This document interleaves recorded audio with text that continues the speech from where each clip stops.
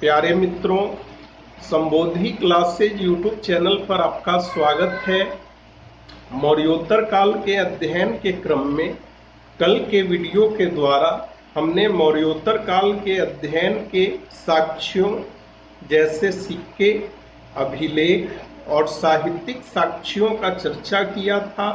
साथ ही हमने मौर्योत्तर काल के 8 प्रमुख राजवंशों में से 4 वंशों या 4 राजवंशों शुंग या पुष्यमित्र वंश, कण्व वंश, सातवाहन वंश और चेदी वंश के बारे में अध्ययन किया था।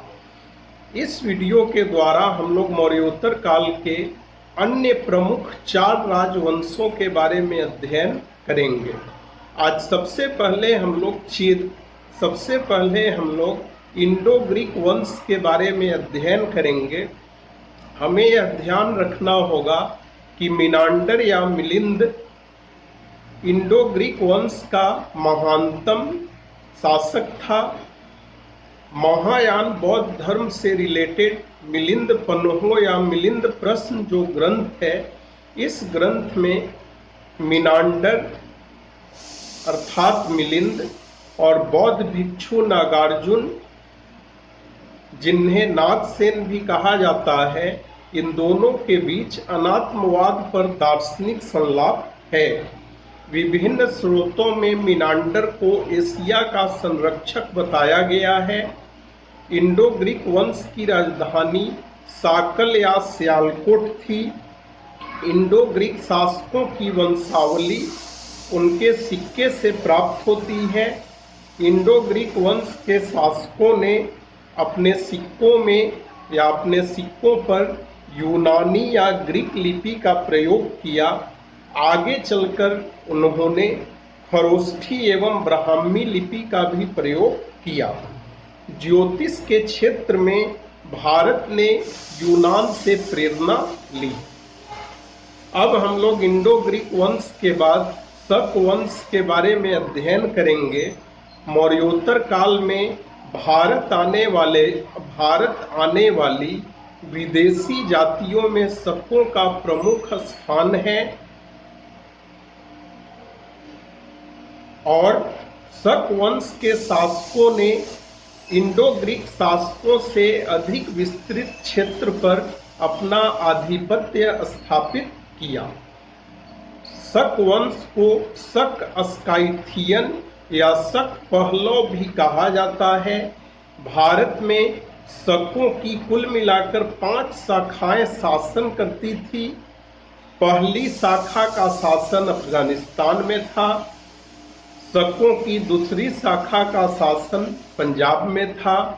तीसरी शाखा का शासन मथुरा में था।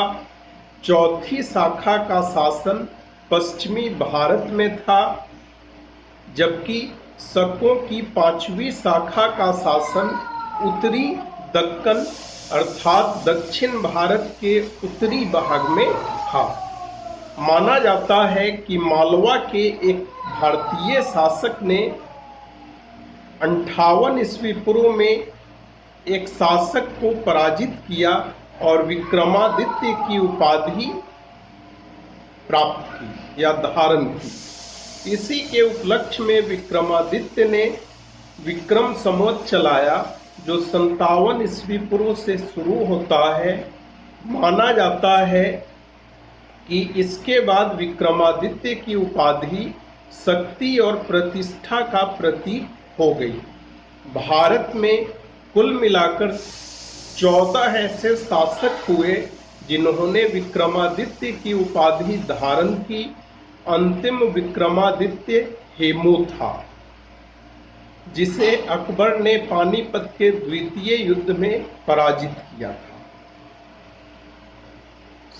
शक वंश का सर्व प्रमुख शासक रुद्रदमन था।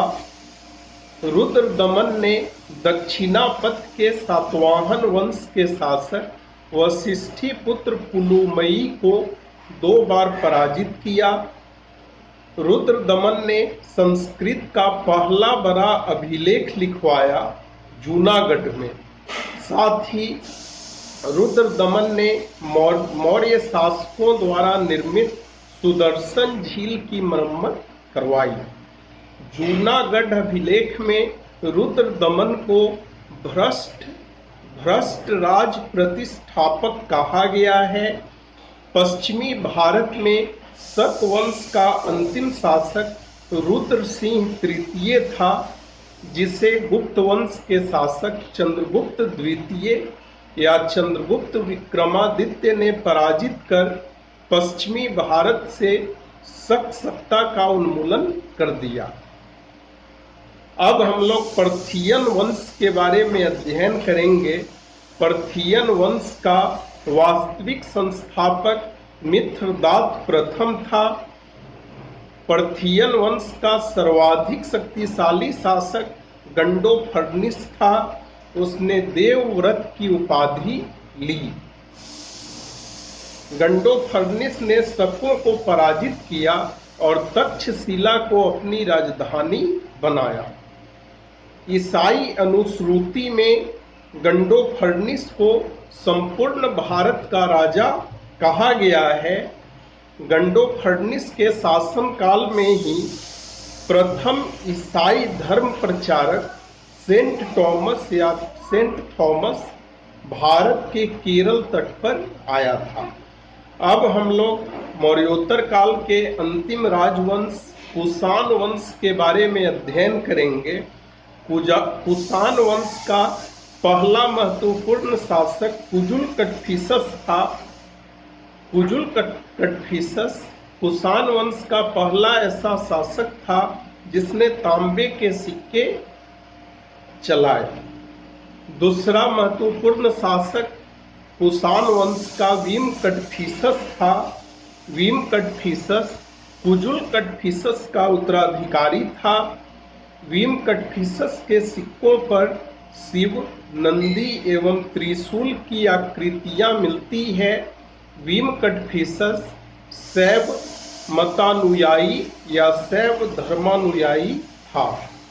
वीम कटफिसस ने महेश्वर की उपाधि धारण की।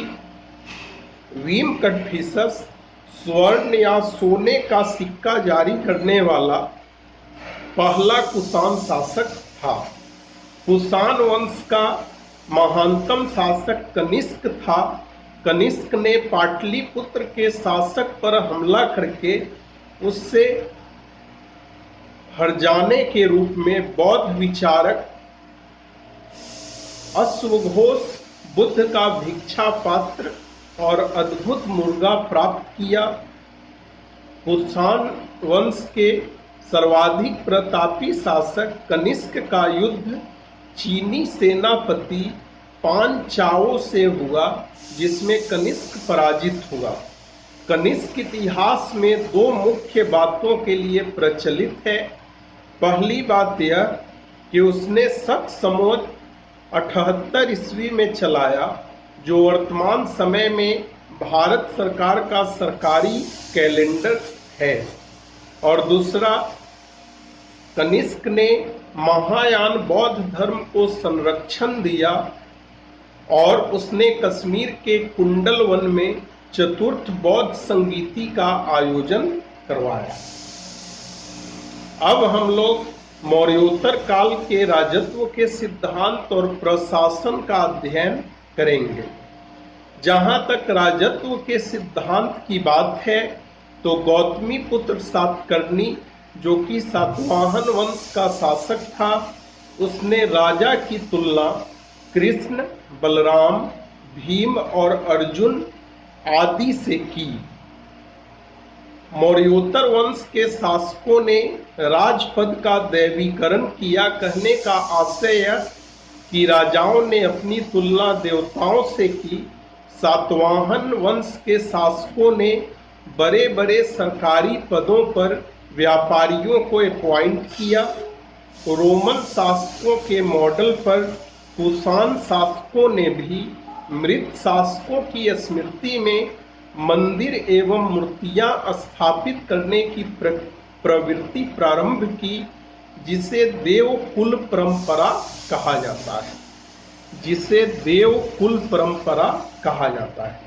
जहाँ तक मौर्योत्तर कालीन प्रशासन की बात है तो इंडो ग्रीक शासन में किसी क्षेत्र विशेष में शासन करने के लिए मेरी दर्ख नामक अधिकारी की नियुक्ति की जाती थी, जो एक विशेष प्रकार का सैनिक प्रशासक होता था। इंडो ग्रीक एवं कुषाण वंश के शासकों ने प्रशासन की क्षत्रप प्रणाली की शुरुआत की। इसके अनुसार अर्थात क्षत्रप प्रणाली के अनुसार साम्राज्य को विभिन्न प्रांतों में डिवाइड कर दिया जाता था और बड़े प्रांत में जिसको प्रशासक के अपॉइंट किया जाता था उसे महाक्षत्रप कहा जाता था, जबकि छोटे प्रांत में जिसे प्रशासक के अपॉइंट किया जाता था उसे क्षत्रप कहा जाता था। भूमि अनुदान का प्राचीनतम साक्ष्य नागनिका के नानाघाट अभिलेख से प्राप्त होता है, जो कि सातवाहन वंश की महारानी थी। प्यारे मित्रों, आज के क्लास में हमने मौर्योत्तर काल के अन्य 4 प्रमुख राजवंशों का अध्ययन किया। उसके बाद हमने राजत्व के सिद्धांत की चर्चा की और साथ ही मौर्योत्तर कालीन प्रशासन का अध्ययन किया। यदि आपको यह वीडियो पसंद आया हो तो आप अपने इस YouTube चैनल संबोधि क्लासेज को सब्सक्राइब कर दें, वीडियो को लाइक करें, वीडियो के कमेंट बॉक्स में कमेंट करें और वीडियो को अपने मित्रों के बीच शेयर करें। आप लोगों का बहुत बहुत धन्यवाद।